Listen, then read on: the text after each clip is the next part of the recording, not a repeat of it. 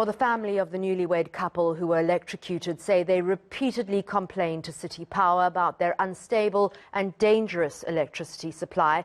But they weren't the only ones complaining. Neighbours had also been calling City Power to come and take a look at the situation in Crosby. But as we all know now, Zahir Sarang and Nabila Khan are now dead and their family is grieving. So what happens in cases where poor service delivery results in death or injury? Can a criminal case be lodged, and who is held liable?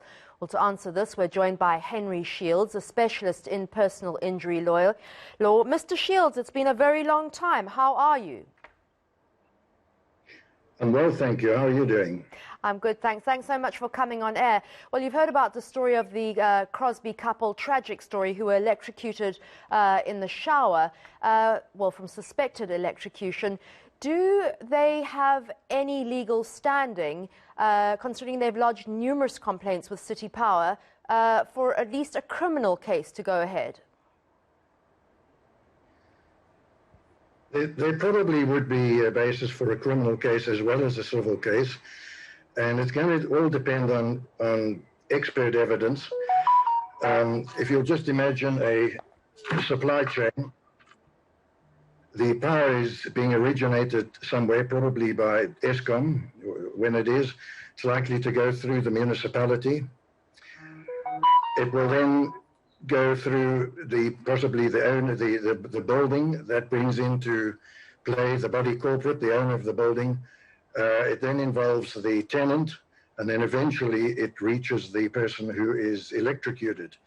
So in a case like this, you'd bring in an expert, you'd bring in an electrical engineer, and they would work backwards on finding where the fault lay. And along that supply chain, it could be at one of many places.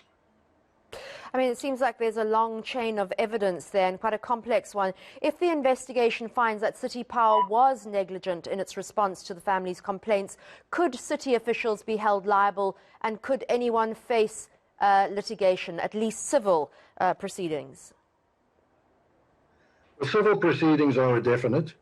It's a question of finding out who's the wrongdoer, who had the duty of care. And there are many possibilities. It could be ESCOM.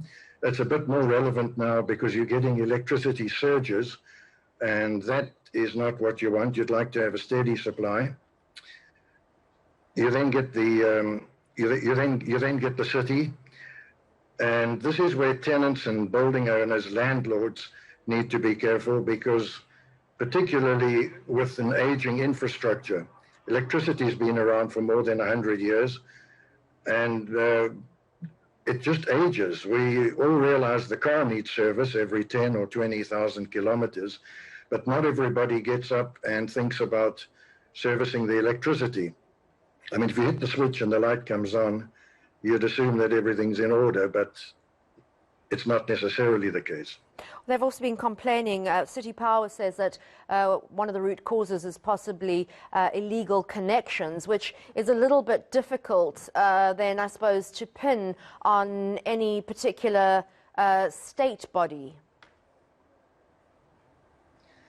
Well, again, it would come down to an electrical engineer, but that would be a problem. If you find that somebody's stealing electricity, it could be that there's a proper connection and it's being corrupted by someone who shouldn't be doing that.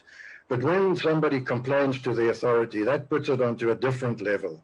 That means that they now have actual awareness. And the harm becomes foreseeable and it becomes avoidable. And that's the test in a civil case. If it was foreseeable and if it was avoidable, then it should have been attended to. Quick last question. If somebody does suffer injury or death as a result of negligence on the part of a municipality, how do they go about seeking damages costs? Well, it's a specialized field, and on top of that, you have to give early notice. It's not like suing an individual where you have 3 years. When you deal with an organ of state, there's a minefield, typically 90 days notice. But it's a very technical field. It's something that the layman probably couldn't do themselves. And it's something that really is going to be based on expert evidence. But what's not always understood is that there's many people who have potential claims. Certainly the people who relied on support. It could be the kids, could be the parents, could be the grandparents who have loss of support claims. You could get the neighbor who walks in and finds somebody's been fatally electrocuted and injured, and they suffer PTSD, and they may well have a claim. So it's an onion. The more that you peel it, the more layers there are. Personal injury lawyer there, attorney Henry Shields, thank you so much for your input there. And I can see a possible class action coming up if so many people in Crosby complained.